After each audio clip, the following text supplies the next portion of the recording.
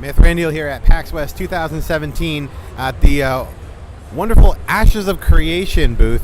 Who am I joined by today? I am Jeffrey Bard. I'm the lead designer of Ashes of Creation. Excellent. So tell us a little bit about Ashes of Creation for people who might not be familiar with this game or why you might have such a huge presence at PAX this year. So we are making an MMO. Ashes of Creation is intended to kind of bring the massive back to massively multiplayer. We are a community-focused game.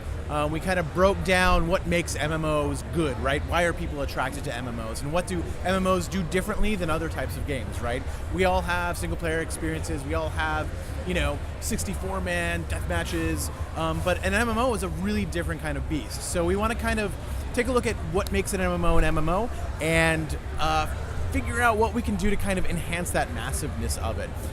So what we did is we kind of examined what brings people together and what causes conflict, because those are the two things that kind of drive a community, right? You have in-groups and you have out-groups, and we wanted to kind of make those things more fluid. We didn't want to tell people, hey, your side A and your side B. We want people to be able to kind of make their own side B, decide who their friends are, decide who their enemies are, and figure out how to go from there.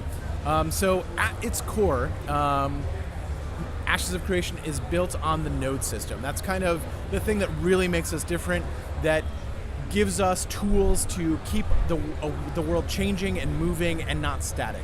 Our goal is to have day one be different from day two, be different from day three. We want somebody who logs in 2 years down the road to not experience exactly the same game that the people who were there at launch experienced. We want it to be a different experience. Without that living, changing, breathing world, things get old. And I think when we all think of what the MMO promised, right? We all could see like a living world that changes with our actions, right? Something that makes our choices meaningful. And so that's where the node system comes in. So when you first arrive on the planet of Vera, you'll find a small starting area that'll get you used to how the game plays. But beyond that, there's nothing but wilderness, points of interest, old ruins. There is no civilization. It's up to the players to create that civilization. Yeah, you're not wandering Azeroth, just wandering from one metropolitan area to the next. Right. You're not going from the level 1 zone to the level 2 zone to the level 3 zone. It's kind of open season at that point. And so our whole world is built in zones, right? Just like any normal MMO. Those zones are broken down into nodes. There is no space on this world that has no node. So what a node does is it's always listening to the player activity that's happening inside of it, right? So if I'm killing monsters, or if I'm harvesting resources, or if I'm completing quests, any experience that I get is also given to the node. Once a node reaches the first level, which is the camp level, it grows. NPCs realize, hey, there's a lot of player activity here. We're going to set up shop, and maybe we can take advantage of that. So that's where the camp comes in. A couple merchants come in, some quest NPCs show up, and now the activity in that zone changes. It can grow from a camp into a village, from a village into a city, from a city into a metropolis. And every time it grows, the node's zone of interest kind of gets bigger. It gobbles up the other nodes that are around it that haven't leveled, and prevents them from leveling up. So a city might grow, and that means that none of the other nodes that are around it can ever grow into a city at that point. They're locked out. That node that leveled up to a city has specific content associated with it. It has certain types of dungeons associated with it. So the world is going to kind of change based on player activity, and sort of how players approach the story is going to change based on where they're approaching the story from. So whatever grows, whatever can be built, can also be destroyed. And this is where change comes in. Because a city has such a fixed influence on what's going on there, players might not always want that. Citizens of that node get certain benefits that citizens outside of that node don't get. So there's going to be incentive for players who are outside that to be like, hey, this is not cool. We don't want the world to go on this way. We want to change it. So we're going to siege the city, we're going to destroy the city, and we're going to level up a node somewhere else. So once that happens, you can see that like there's a lot of reason for people to defend their territory. There's a lot of reason for people to destroy that territory. And so we've got this engine of change that's going to start going and continue to keep that world moving and changing and feeling like it breathes. That's a lot to unpack right there. I've really got like is. a lot going. That's the shortest through my way mind. that I can explain it. And that all sounds extremely fascinating. So a couple things. Yeah.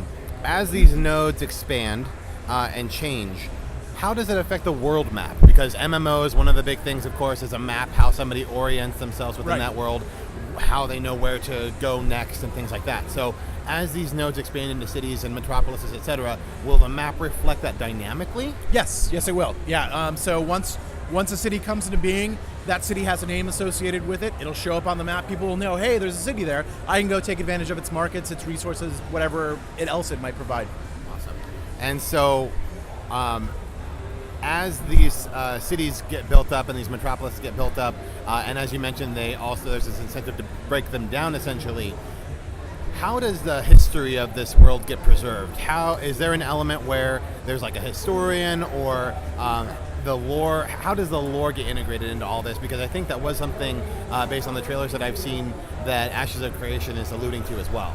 Right. So again, it's relatively difficult to explain concisely, but basically we log all the events that are happening in the game, right?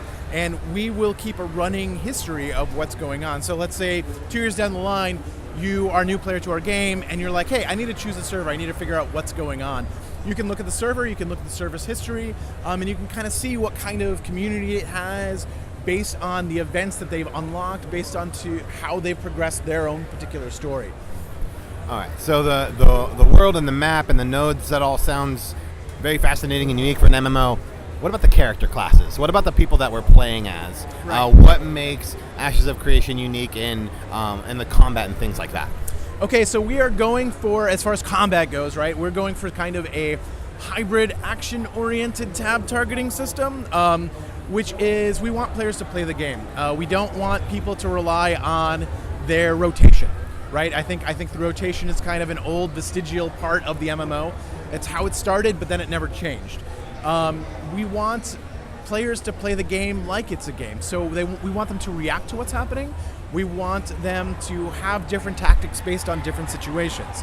So we've gotten rid of the auto attack. We replaced it with a combo system. That combo system will generate focus as you succeed in your combos. And that focus allows you to use ultimate abilities, which kind of changes pretty drastically how an encounter goes. The combo system is based on whatever your weapon is when you've got it equipped. So a greatsword is going to have a different set of combo abilities than a staff, which is going to have a different set of combo abilities than a book. Crafters are going to be able to kind of increase the number of combos that are available to a weapon. They can also change out kind of what combos are associated with that weapon. So you might have a longsword that is equipped with the first 2 combo abilities are control abilities. The last 3 are damaging abilities, so that you can kind of tailor your experience, or crafters can help you to tailor your experience based on what's going on. And then you also have some class-based combo abilities that you can also slot into your weapons. We really want customization and building your character to feel like you have options, right? That not everybody follows a cookie-cutter build. You're building to do something specific in the game. When it comes to gameplay, a big element of MMOs is, of course, the dungeon and raid mechanics later on in the game, end game content. What's Ashes of Creation's philosophy regarding end game content? Because it kind of runs the gamut. You've got people who are like, only hardcore gamers should deserve the best gear that the game has to offer, etc. Whereas other people would argue, well, you've got a broader base. How are you going to appeal to the broader base unless you make those things more accessible? So where does Ashes of Creation fall in that mindset? Okay, so it's I really don't like the term end game content. I really believe that your game should be fun from levels 1 to level 50. The game should start at level 1, right?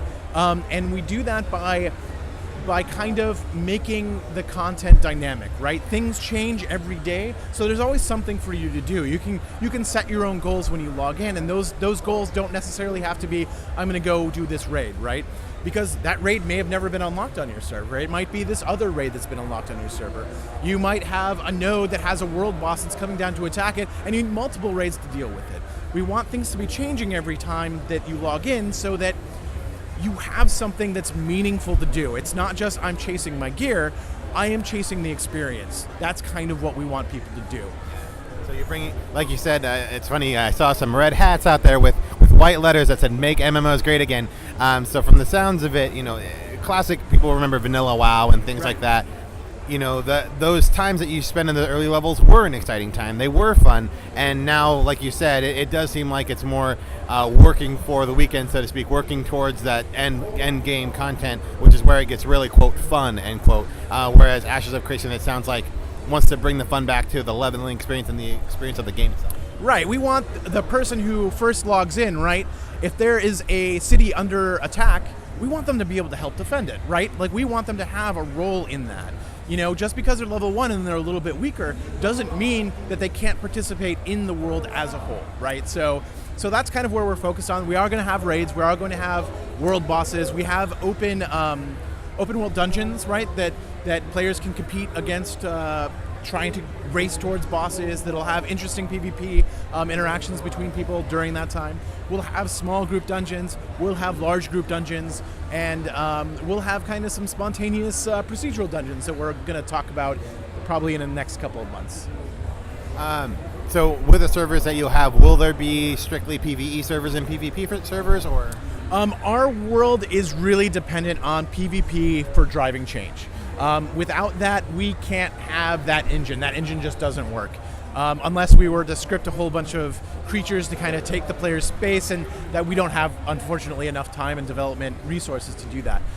So all servers are PvE, PvP. We use a flagging system similar to like maybe Lineage 2 or Star Wars Galaxies that disincentivizes griefing. We don't want players to fight or to like murder each other. We want players to fight over things, right? We want players to fight over resources. We want them to fight over cities and castles. We don't want them to just kill each other. And are these servers going to be region-based? Like North America, Europe? The plan is to have them region-based. We're working with various data centers to kind of work out deals there, but I know we're planning on having an Oceanic servers and European servers and North American servers, and we're kind of looking at where else we can expand to and what makes sense for us. One other element of gameplay, especially in MMOs, that people enjoy, you mentioned a little bit about crafting, but also housing. Right. So is Ashes of Creation going to have a housing system, and can you give us a kind of a brief overview of what that's going to look like? Yeah, so our housing system is actually called the Freehold system. Everybody's going to get a plot of land of a specific size, and it's up to players kind of to decide what they want to do with that land. We've got a really cool system for that. Again, it's might take a little bit to explain, but the idea is that you have basically a grid of squares that you can place things down, and those buildings and structures relate to one another, right? So I could just put down a house. I could put down a small house or a medium-sized house or a big house. The big house would fill up your entire freehold. Or I could have a small house and maybe some farms there, and maybe we'll have a barn to raise our animals, and all of those things relate to each other. The farm producing wheat will help the barn to grow their animals, which helps you to, your animal husbandry skill, right? So all of the different plots of lands kind of fits together like a Tetris space. They have a synergy to them, so different combinations will result in better results. And then we're also talking about, but this is not confirmed, using the environment with that too, so that if you are a farming-focused person, you might want to lay down your plot of land near a river or a lake in order to make sure that you have enough water. That'll help your plants grow, and so you can have a better yield than somebody who builds it somewhere in the middle of a desert. I think Archmage has a question for you as well. So with these plots of land you're going to be creating for the players to use, I'm guessing that you've also considered guilds or clans as well. Is that correct? Yes. And are there going to be then bigger guild halls, clan halls that are going to allow people to kind of, congregate and customize and kind of maybe even with that town destruction mechanic that you were talking about before, fight each other as well in a PvP aspect? We definitely have plans for guild halls. We think that's a really important thing for guilds to kind of create their identity with. Guild halls are going to be more integrated into the node itself. Freeholds tend to happen outside the boundaries of a city, more in their region of interest than the actual node itself. There will definitely be guild halls, and they will be kind of more a part of the wheeling and dealings of any individual node. You'll be able to decorate those and kit them out the way you want to. Well, we're just about done with our time here, but last question for you. What is the timeline looking like for Ashes of Creation? So what phase are we in now? When can players who are so excited for this game, when can they expect it to come out? All right, so we are in our pre-alpha stage right now. We're still working on a lot of our back-end systems and sort of finalizing our systems so that we can bring them to the players. We want to go into our first alpha. It's a locked alpha 0 in December of this year. We will progress into our alphas kind of as we go, as we fix issues and solve issues and progress our game. We'll open up our alphas, and then once those are solid, we'll open up our betas. Hoping to go into it somewhere in the end of December of 2018. And we'll launch sometime after that. Well, thank you so much for chatting with us about Ashes of Creation. It looks and sounds like it's going to be amazing. We're about to get our hands on it right now, and we'll be happy to share our first impressions. Have a great rest of your PAX. Awesome. Thanks, you guys. Appreciate you coming by.